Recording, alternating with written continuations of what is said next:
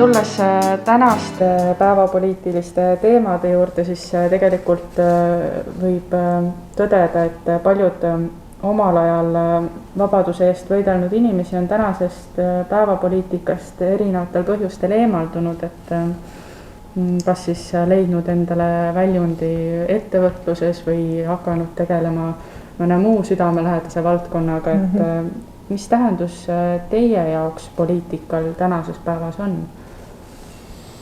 No poliitika on tegelikult kuulub kõigile inimestele, sest poliitika tähendab mõtestatud või etteplaneeritud tegevust ja selleks peavad olema mingisugused pidepunktid, mingid väärtused. Ja kui näiteks rääkida, et paljud vabaduse eest võidelnud inimesed on lahkunud, see on täiesti endast mõistetav, sest tookord oli küsimus, kas Eesti saab iseseisvaks või mitte. See koondas kõiki. Aga pärast seda, nagu näiteks Eesti Rahvusliku Sõltumatuse partei ajalugu näitas, pärast seda selgus, et selles parteis, kes väga tugevalt seisis iseseisvuse eest, on inimesed täiesti eri vaadetega. Rohkem kalduti sotsialismi või ütleme tänapäeva sotsiaaldemokraatiasse, et riik hoolitseb ja nii edasi. Ja see on täiesti loomulik areng. Muide, ERSP andis oma väga tugeva panuse Eesti kaitseväkke, kuhu paljud liikmed läksid jõustruktuuridesse, piirivalve ja julgeolekustruktuurid, nii et see panus kestab siiamaani. No keegi ei pea just otseselt aktiivne olema poliitilises parteis, et ikka hoolida ja jälgida poliitikat ja teha õigeid otsuseid. Ja siin ongi see, kus meil on vaja informeeritud, teadlikud valijad, kes ikka vaatavad ja mõtlevad ja teevad järeldusi, et iga aasta, mis on juhtunud, kelle poolt ma nüüd oma hääle annan.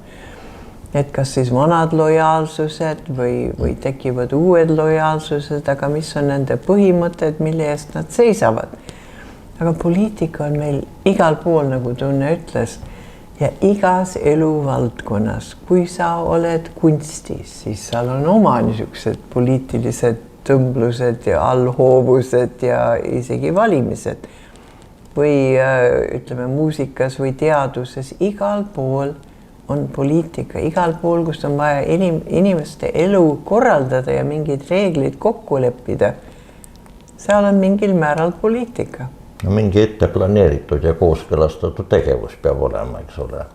Ja siin on väga oluline see, kui rääkida päris poliitikast, et see ei ole ainult Riigikogu või valitsuse asi. Demokraatlikus ühiskonnas, mis on iseseisvatele kodanikele tuginev, poliitika algab ikkagi kodanikest.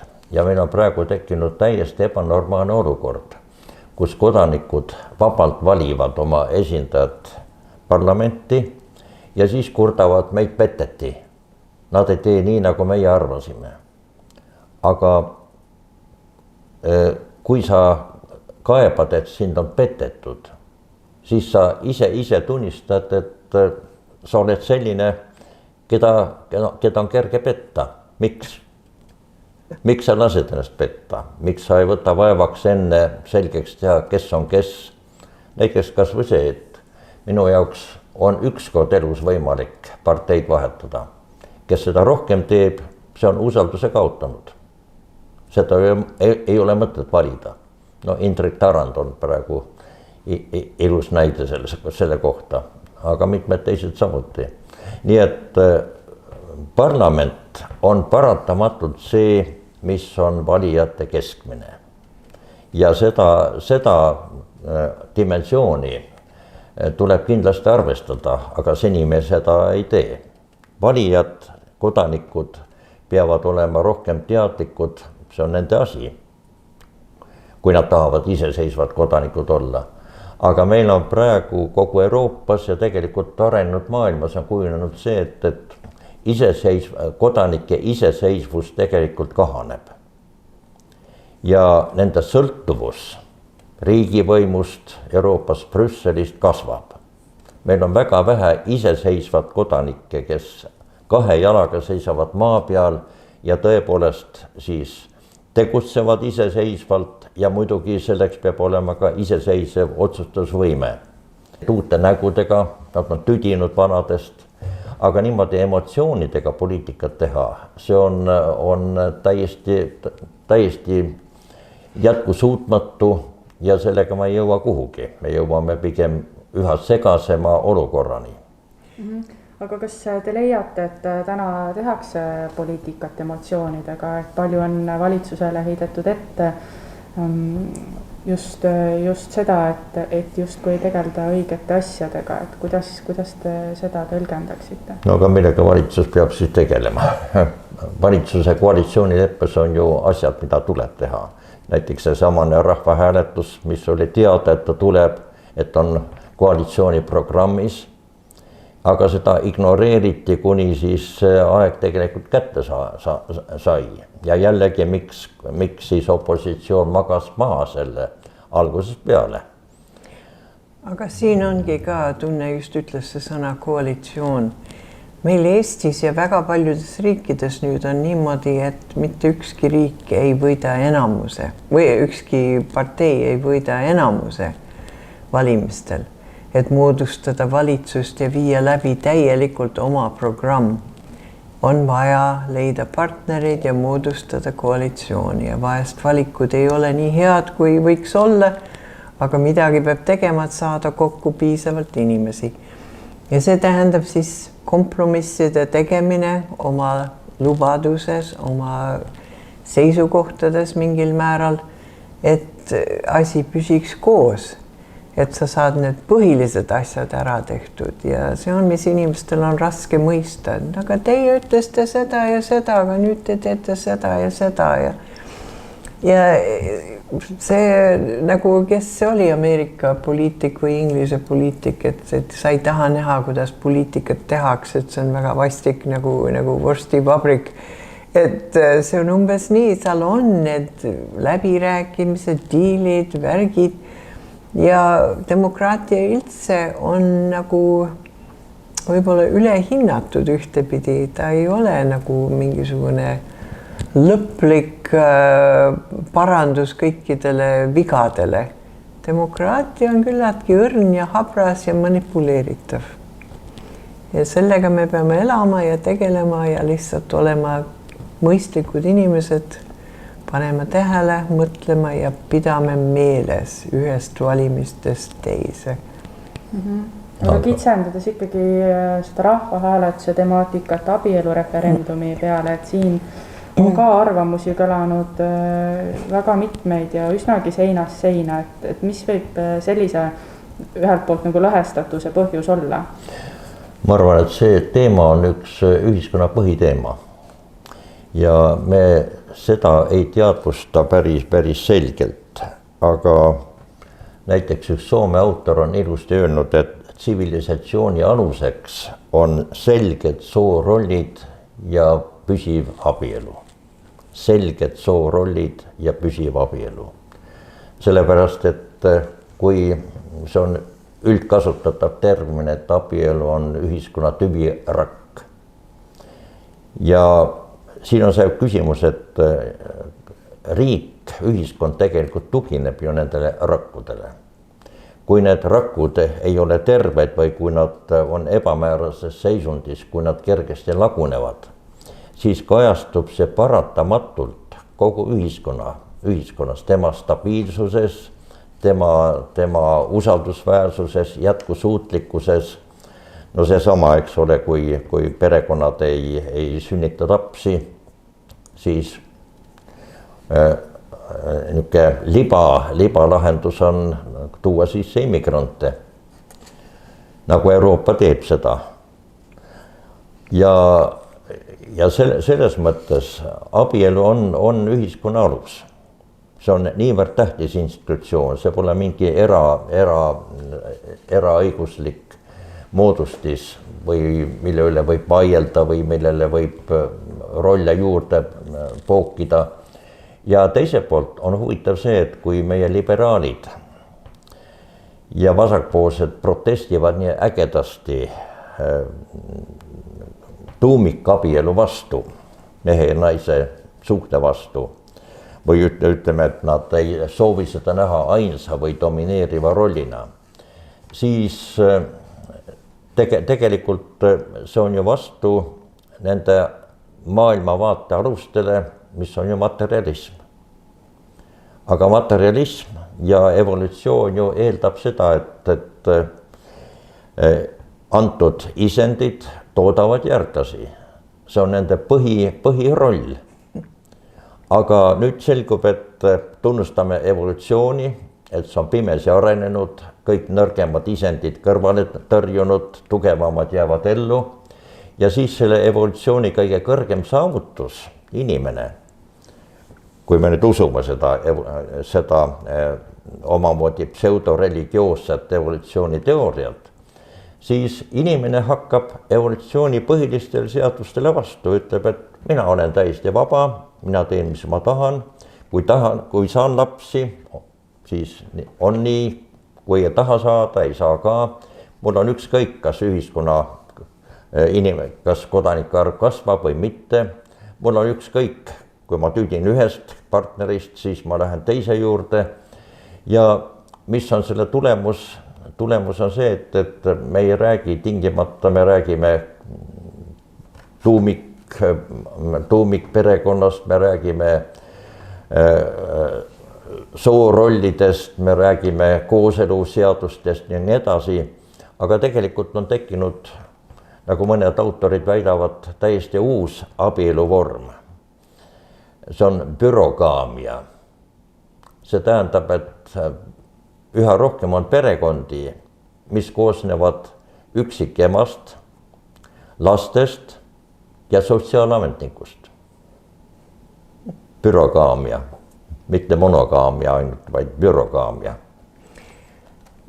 Võtta asja natukene lihtsamalt on esiteks vaja ütelda siin väga selgelt välja, et Eestis on inimõigused garanteeritud ja kedagi ei saa diskrimineerida. See on nagu põhiseaduses ja igal pool kinnitatud, nii et siin ei ole vaja mõtelda, et oi, et nüüd midagi juhtub. See on, iga isik on indiviid ja tema õigused on garanteeritud.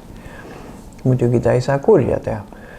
Aga see põhiline on ikka, ma ükskord oma ühe väikses kõnes, mis ma pidasin siin koduvallas, tuli mõte ette, et oli kodanike päev ja siis ma mõtlesin kodakondsus.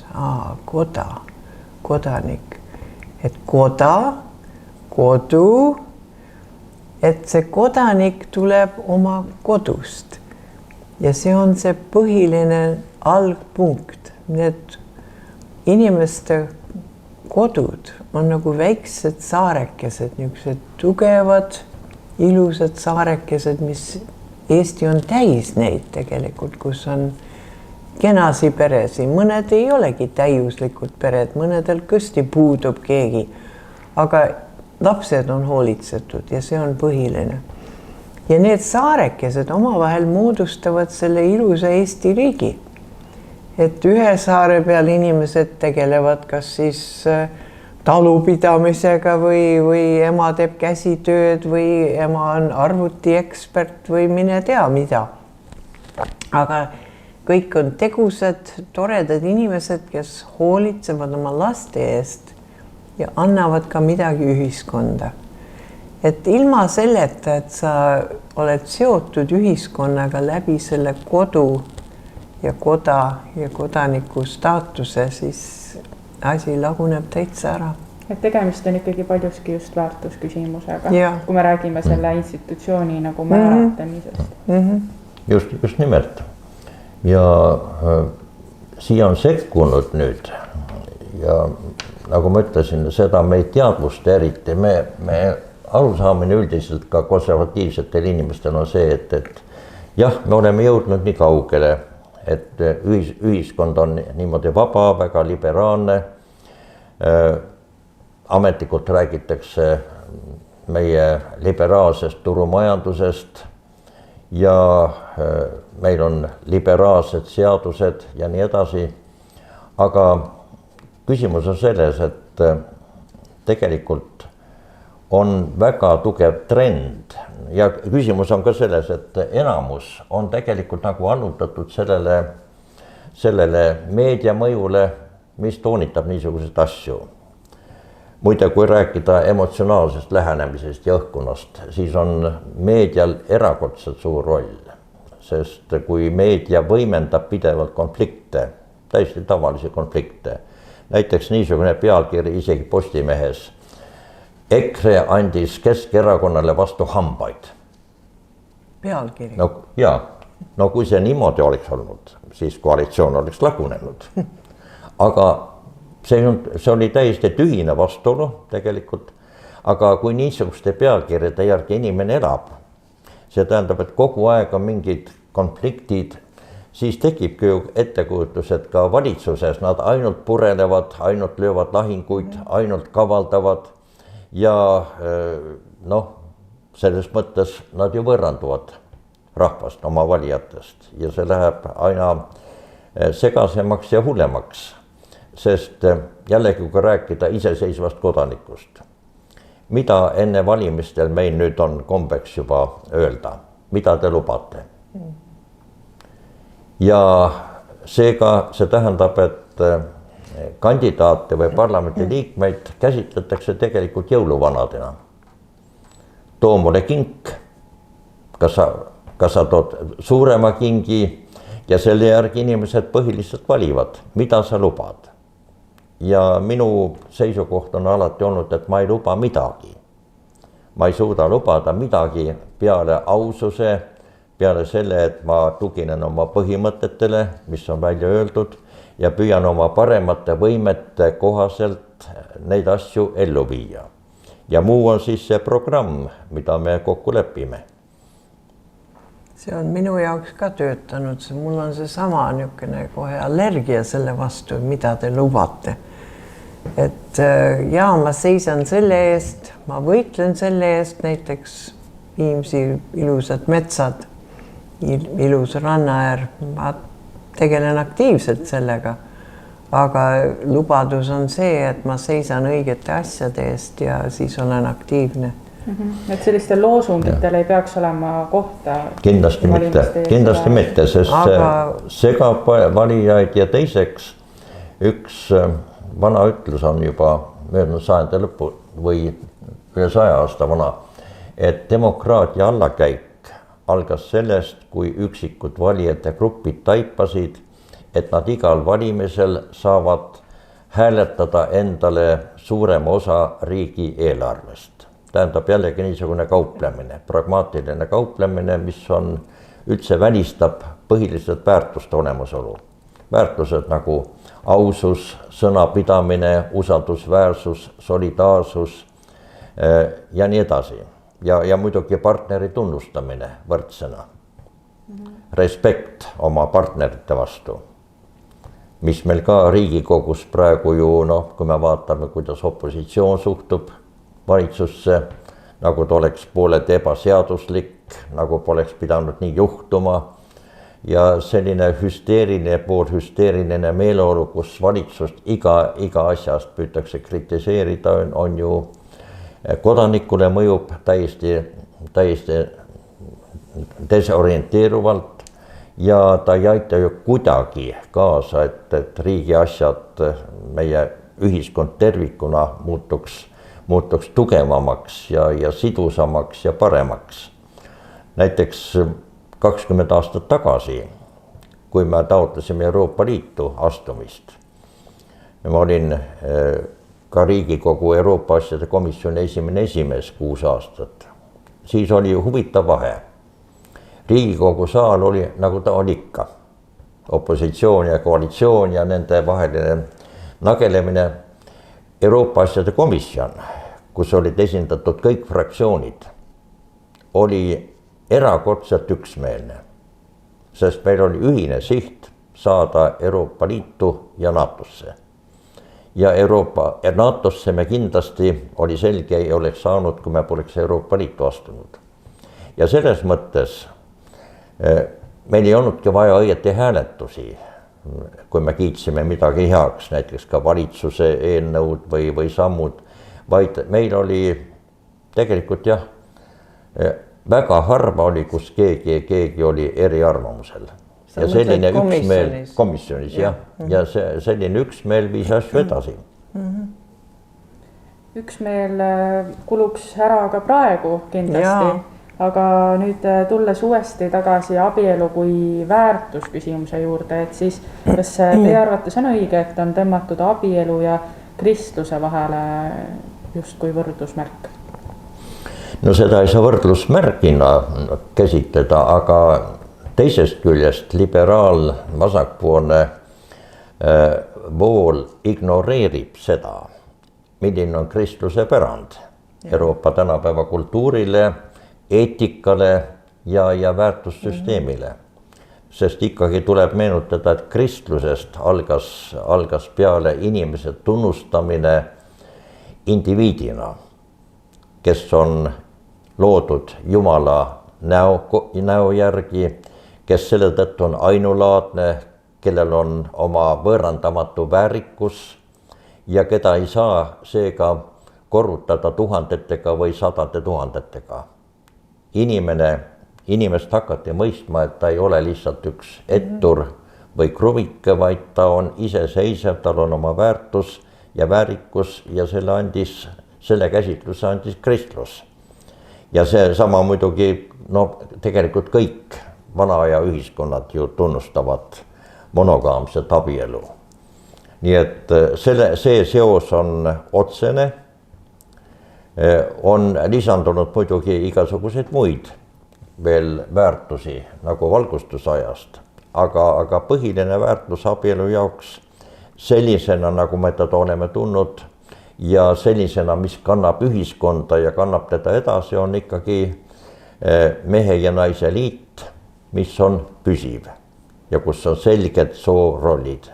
Ja see on kõige parem taust, kus kasvatada lapsi, kus nad on turvalised, hoitud ja armastatud. Muidugi iga pere pole perfektne.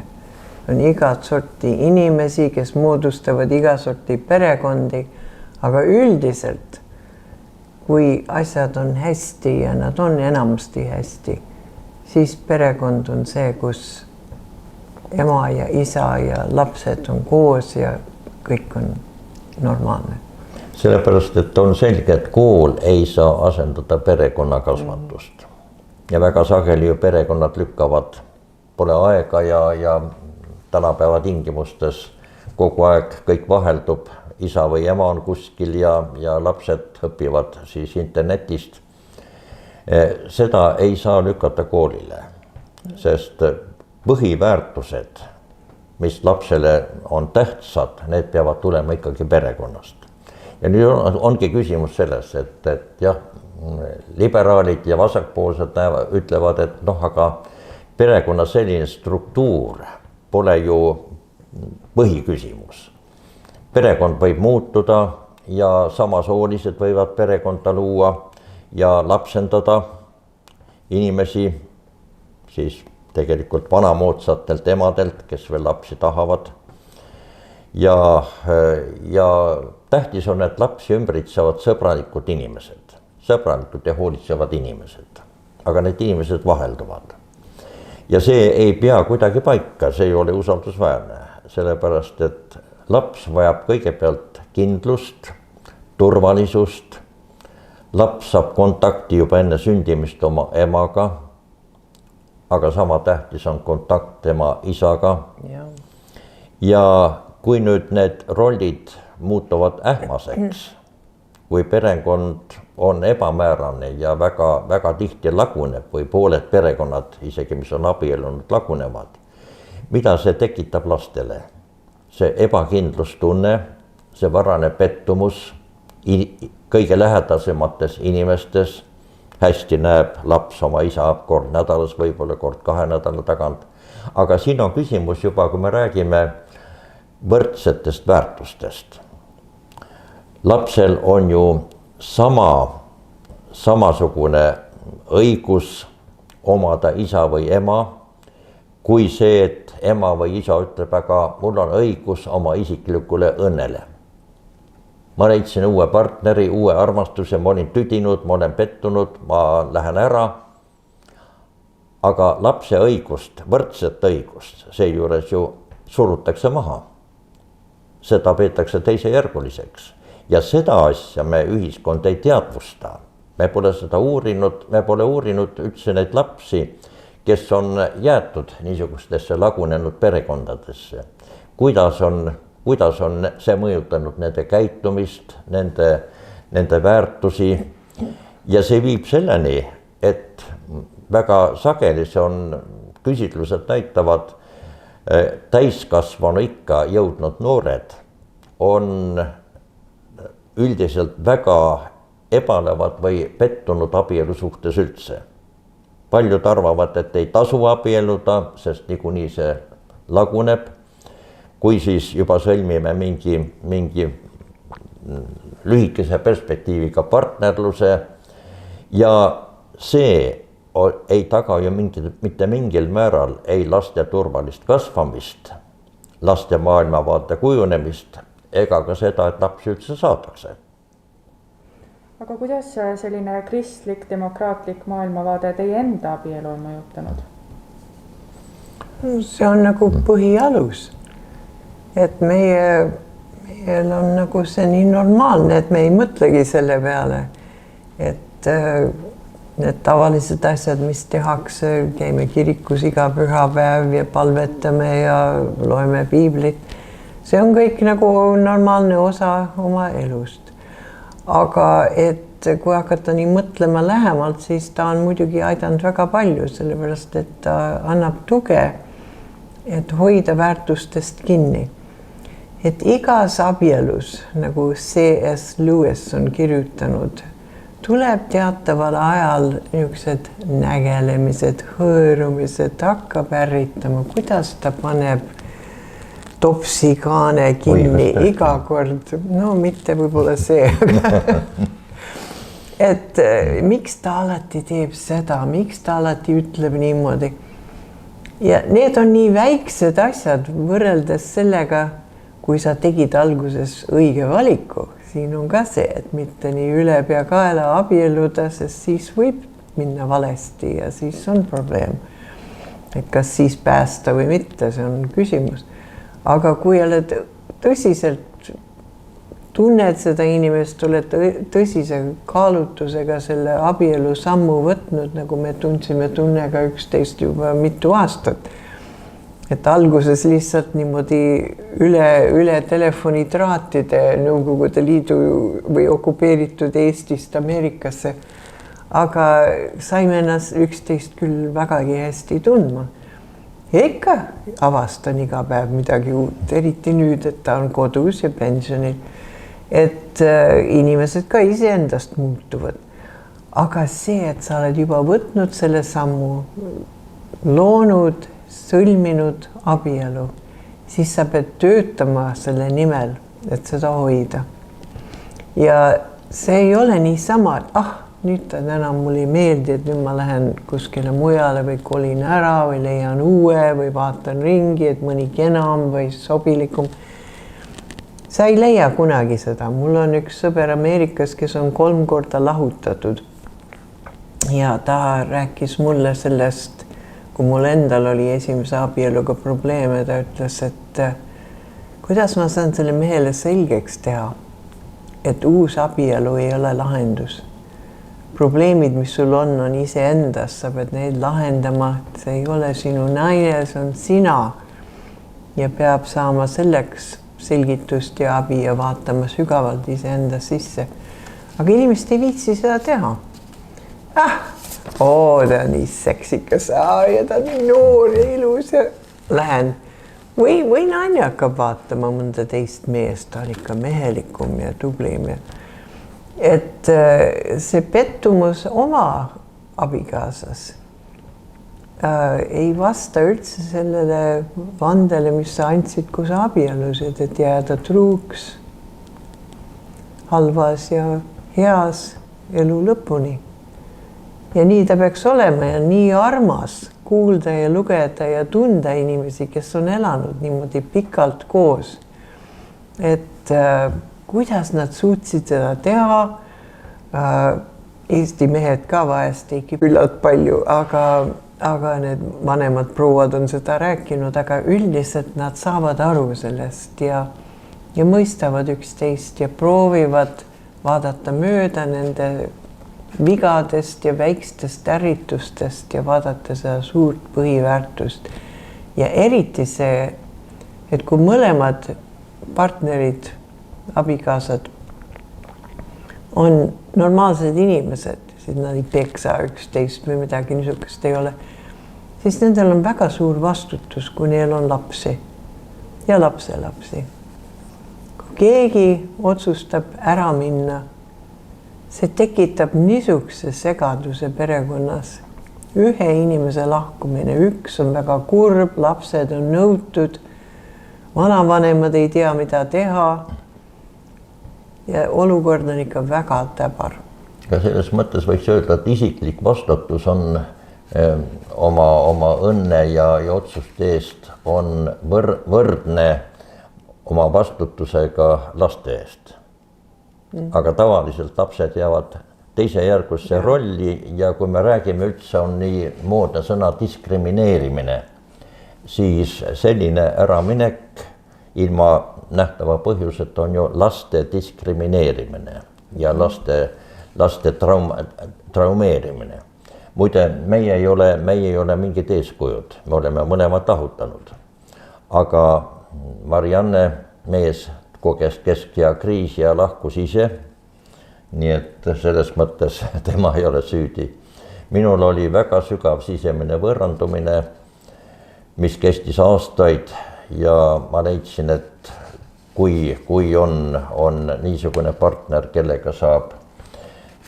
kellega me oleme nagu tandem ja saame asju teha, mis on vaja teha koos, siis ma otsustasin selle kasuks lõpuks, aga ma ei kiida seda heaks põhimõtteliselt. Minu laps oli tookord küll ülikoolis juba, nii et ta ei olnud väike, aga ikkagi ei saa kunagi öelda, et see oleks mingi hea asi äraminek. Ja minu üks kolleeg Euroopa Parlamendis, üks sakslane, kes oli väga mõjukas väliskomisjoni esimees, ühel vastuvõtul kunagi ütles mulle, et jah, minu isa ka lahutas. Ja kui ma siis küsisin isalt, et kui mul endal oli niisugune olukord, ma küsisin isalt, et mida teha, siis tema ütles, et ei maksa seda teha. Mõne aasta pärast on uus partner täpselt samasugune nagu see praegune naine. Nii et ei ole lootust püsivale õnnele, aga küll on lootust sellele, et meil on väärtused, vastutustunne ja see kannab vilja paremini kui miski muu. Aga kui nüüd lihtsalt üldistavalt öelda, et kuidas nagu erineb suhe kahe inimese vahel olukorras, kus nad elavad lihtsalt koos, võrreldes olukorraga, kus nad siis on abielus? Et kuidas see suhe või suhte dünaamika või kuidas see nagu eristub? No minu meelest on see, et lihtsalt see põhimõte, et jah, me elame koos, aga me ei viitsi seda vormistada. See on nagu see, et me jätame endale lahtise otsa. Pole vaja, kui pettume, pole vaja niisugust tülikat ametlikku lahutust ja rollide osade jaotamist. Ja minule ei meeldi see just selle tõttu, et see on noored inimesed püüavad algusest peale vältida vastastikust vastutust. Elavad koos, saavad lapse ja siis edasi on nagu ebamäärane. Aga perekond vajab kindlustunnet. Nii et selles mõttes mina küll soovitaks väga see vastutus endale võtta. See on jällegi küsimus kodaniku usaldusväärsusest. Kui meil on niisugused ebamäärased kodanikud, ma ei tea, mis sellest seoses saab või sellest perekonnast. See suhtumine, niisugune kerge pinnapealne suhtumine, kus me alati tagame endale tagavara tee, et libiseks minema, kui asi läheb halvaks. See peegeldab ju ühiskonnas. Kuidas me siis käsitleme oma riigi kaitsmist? Kas samuti, et ma ei taha vastutust selle eest võtta, las see sõjavägi võitleb, aga mina mitte. See on nagu need arvutiprogrammides ja telefonides pidid olema need backdoors. Siin on see natuke teine, aga see sama mõte, et saab kuskilt ikka juurdepääsu ja väljapääsu. Ja see ei ole see, et abielu paneb sind vangi. See on ikka sinu enda otsus, et kuidas edasi läheb ja kuidas kõik on, aga see on kuidagi niisugune nagu selgem otsus ja nagu Tunne ütles, see vastutus on minu meelest üks väga tähtis sõna. Et kui kaks inimest võtavad vastutust üksteise vastu ja siis tulevad lapsed ja nemad on ka osa sellest vastutusest, no siis on kõik väga hästi, sellepärast siis nagu ma rääkisin varem, sa heidad kõrvale kõik need niisugused pisikesed probleemid ja nägelemised ja kui tuleb suur probleem, sa oled eriti tugev seisma vastu ja ületama neid probleeme.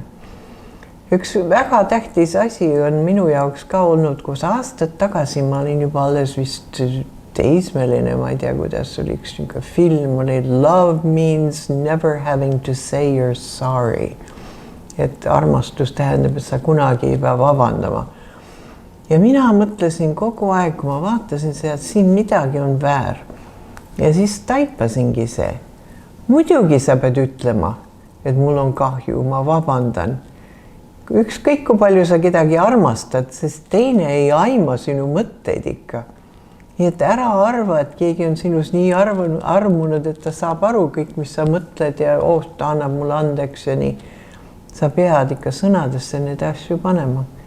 Et olla selge ja et saada ka vastuse, kas teine annab sulle andeks. Oli väike asi, eks ole, et unustasid midagi ära tuua poest või on suurem asi, et lõhkusid auto ära või ükskõik mis. Ikka vabandust peab olema. Ja minul on selles mõttes Tunne alati olnud väga toetav, kui mul mingi prohmakas on, ta on alati seal ja toetab ja aitab ja nii et see on kindel asi. See võib ka juhtuda elukaaslaste vahel, see pikaajalised inimesed kokku elanud niimoodi, see võib ikka olla ja paljud need ma olen pannud tähele lõpuks abielluvad ka. Aga see on natuke nagu sul on tööl on katseaeg, et võtame katseaeg, elame koos, no siis abielume. Aga kas meie ühiskond väärtustab abielu tänases päevas? No see ongi võib-olla selle rahvahääletuse küsimus. Meil on väga emotsionaalsed hoiakud ühes või teises suunas. Ja võib oletada, et meie kodanike enamus väärtustab seda või pooldab abielu näiteks mehe ja naise liiduna. Aga samal ajal on huvitav just see, et miks vasakliberaalid seisavad nii emotsionaalselt rahvahääletuse vastu praegu. Nagu ma ütlesin, see oli teade koalitsiooni lepingus juba. See on, võiks öelda just niisugune tüüpiline bolševistlik hoiak. Nad ise teadvustavad, et rahva enamus neid ei toeta. Aga see on nagu Lenin ütles, et rahvas tuleb kasvatada. Ja kui seda edasi lükata, näiteks 10 aastat, siis loodetakse, et rahva enamus võiks juba toetada kooseluseadust ja abielu käsitlemist nii vaba, nagu üldse saab. Varsti järgmine etapp võiks olla polügaamia, miks mitte? Islam tunnistab seda, miks meie ei või lubada. Ja nii edasi ja nii edasi. Nii et kui liikuda edasi sellel teel, ja mis tugineb ju ettekäändel, et see tähendab naise vabastamist kõikidest seostest. Tegelikult võiks öelda just see on selle valgustusajast võrsunud liikumise põhieesmärk, mis takistab nende liberaalsete või täieliku vabaduse saavutamist on pere. Ja pere vastu on suunatud selle tõttu juba aastakümneid rünnak, et naist vabastada perest pere ja see alavääristav suhtumine, et noh, naine, kes tahab kodus lapsi kasvatada, ta pole ju õige naine. See on umbes sama nagu tänapäeval Ameerikas, kus on terav küsimus mustanahalistest ja valgenahalistest, kui presidendikandidaat Biden kohtus musta raadiosaate juhiga ja kui see ütles, et teie valimisvõit pole veel kindel ja siis Biden kähvas talle, noh, kui teie minu poolt ei hääleta, siis pole teie õige mustanahaline.